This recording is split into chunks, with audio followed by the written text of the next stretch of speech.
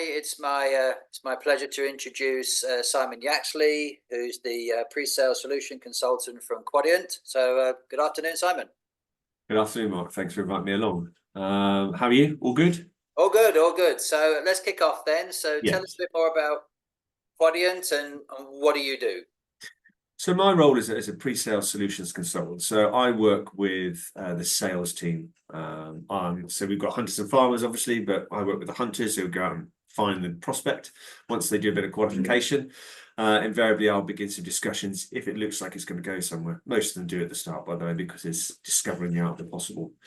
My role is to sit down with them and talk about their challenges from a credit collections perspective, order to cash perspective, disputes, age debt management, process improvement, all that sits around that credit world really, by introducing them to our technology from a Quadient perspective. So we've got proprietary algorithms, machine learning, a good dose of AI, ChatGPT. And all this combines into a SaaS cloud platform that allows you to have the single source of truth for all your accounts receivable sales ledger, where all the team and all the areas of the business can work on cash is king, the mantra that is all, especially nowadays, getting cash in to fund those projects instead of going to the market to pay more on interest rates. So I think the focus on cash, what the product does is really put a spotlight on accounts receivable and order to cash by showing the business what it does. In terms of the way it works, you can create profiles for different areas of the business that come and look but don't touch, and you've used certain areas to help you with, say, for example, disputes or a particular promise to pay issue, for example. So everything's controlled by you, the end user. So my job really is to show them the art of the possible, to show them what our platform can do for them, and it will save you money, it will save you time, and it will speed up your processes. Then how you take that and evolve that out can be so individual. I'll just share you one quick comment from a recruiting company, CPL. David Martin there said, if it should have installed it sooner, which is always a good quote, but he said actually his team leader within his credit collections team is no longer his team leader anymore, because of the way the software's helped automate the mundane task and really clear away that low-hanging fruit. It's allowed him to develop his role into a client onboarding manager, where he sits between finance, sales, the operation, to make sure that he has that single point of contact. But also it shows the evolvement of his role from a credit perspective, because he started working in credit and now he's an onboarding manager. So the product it's not so much about staff rationalization as about staff utilization. You can do both, you can do one or the other, but there's so many options you can go with it. So it's like starting a brand new picture every time you sit down and talk to someone, learning from what you had in the past, learning from those tricks, those bits of experience, and also from the conversations you've had, and then putting that together into something that's going to be attractive to them. It's the short version, Mark, because that's the short version of what I do. Got it. Okay. I noticed on your on the Quadient website that you have AR and AP. Yeah. Would you say that was one of your USP? It's certainly it is. So there are some other companies out there, we won't name them, of course, they are available, that have both of those products. I think from a Quadient perspective, Quadient's one of those companies you've probably never heard of, but it's been around. This is 100th year. It's a 1.3 billion pound company, and it's taken really significant strategic steps in terms of the areas of AP and AR. The core of what they do is communication. I don't know if you remember a company called NeoPost, but effectively Quadient's NeoPost. And as this sort of volume and that backroom mail going down and becoming more electronic, the software they develop and own and how they manage those communication strategies for huge companies, insurance and banks. This next part makes sense by acquiring these new companies that are looking at latest technology, AP and AR. You're right, you can have the full cash flow of your business then, which is something we've got as well in the Quadient Hub. So we've got customers that are now signing up for both sides of that, so they can go to one place and see cash in and cash out, which is very powerful. Working capital management is essential. Yeah. You said cash is king and all that, so it's not only coming in, it's going out as well. So Quadient, a global or a regional company? Global, certainly in terms of the whole suite of products, intelligent communication and authentication. But from my perspective, I'm UKI, but also with a view around EMEA. Let's be honest, where you have a lot of shared service centres, for example, in Budapest, in Poland. That side is really important, key to understand. Which is why I'm looking forward to the Callisto get together in October, because that's going to be our first one. And I think looking at who's going, it's going to be a great networking opportunity. And how many things start from just a conversation? They really do. That's where everything starts. When you look back on a big deal or something, you trace it all back, it goes back to a conversation with someone. So looking forward to meeting people.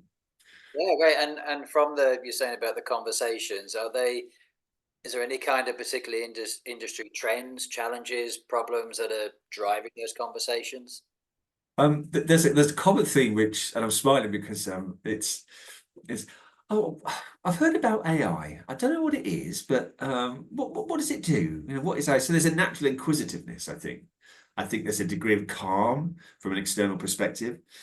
From a UK perspective, we just had a change of government.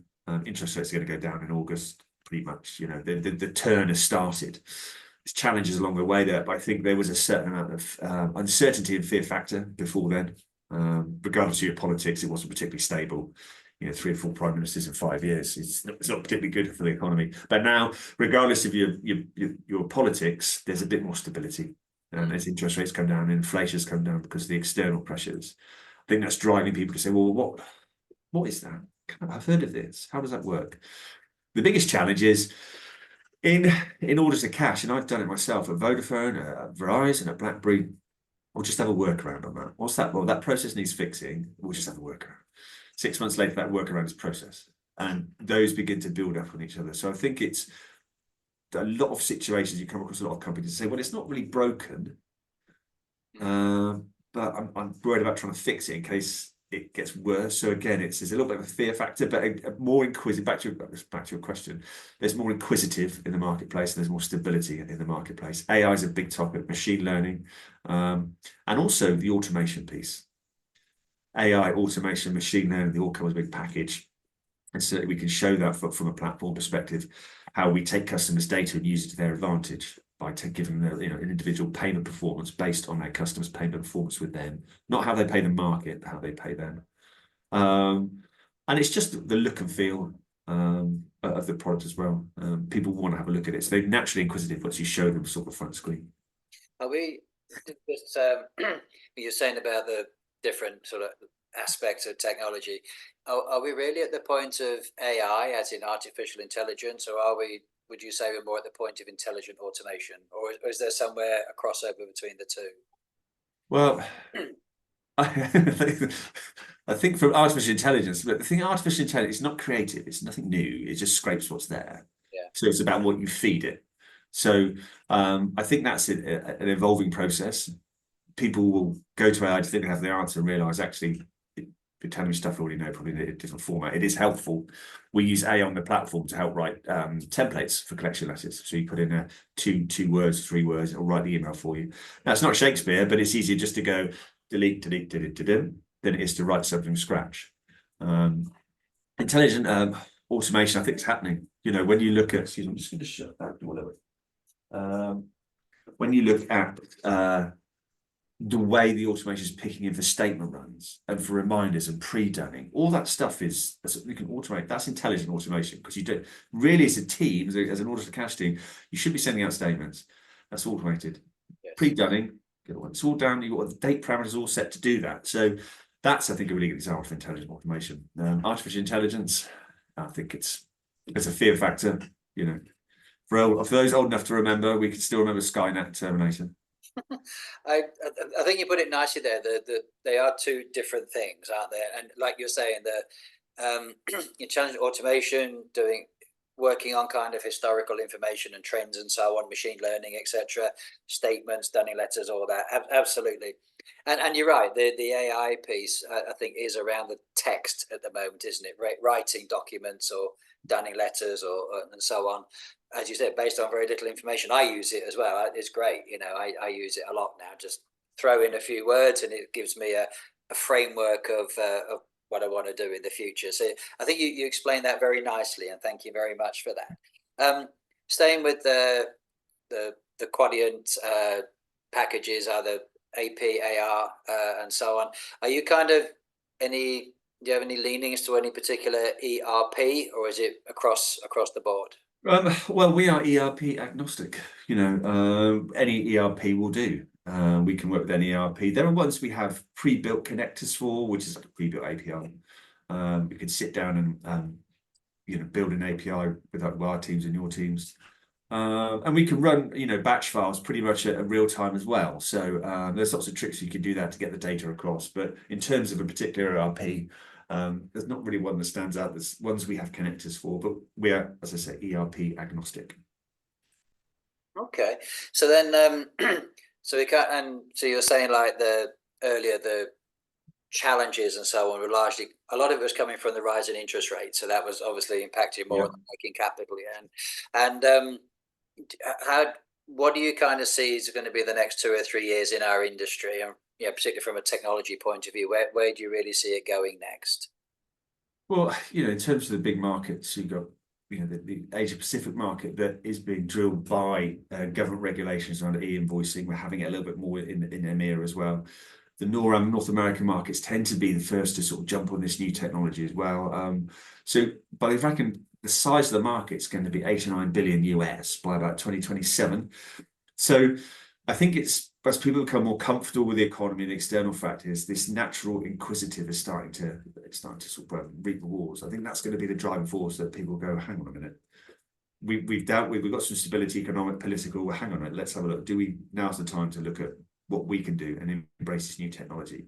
We had some roundtables a couple of weeks ago, and as much as some people who are on there were in between roles, it was great to hear their view of, okay, where they come from, where they're going to go, because it was in between a role before they went to their new role. So it's like a 2 week sabbatical, whatever it was.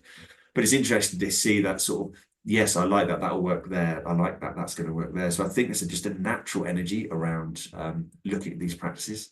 And when you realise, when customers realise, I can do this, I can do so much more. It's not this broad brush approach to collections. It's not anything that goes to 1 to 30-day bucket gets this letter. You really segment your customers, treat them differently. Your good payers, don't give them any pre-dunning. I'd get annoyed if I was a good payer and kind of kept getting pre-done. Well, I pay you every month on the nose. Why do you tell me? So again, having that conversation to say, we'll get those customers, we'll segment them off like that, put them into a workflow, low touch, all automated statements, follows up. The only time you'll be asked to get involved if there's a problem. Those are your good payers, so very unlikely. So that mundane, the day-to-day downloading of statements and sending and managing that work stream, you don't have to do that. It allows you to concentrate on the areas that matter. And as I said earlier, I think in another conversation, the detective skills required to be an OTC champion. You need to be Sherlock Holmes. You need to be high level, because you need to go digging and find out why people can't pay, won't pay, process pay. I have a very quick story. When I joined BlackBerry, because BlackBerry had 4 major lines. They had like the products, obviously, which they made themselves. They had the service, they had repairs, and they had software. And Vodafone were buying software, upgrades, bits and pieces. And the account was a lot. I mean, a lot of money, six digits in decline. And all it was the PO was in the wrong place on the invoice as it's being scanned in. It kept saying no PO, no PO.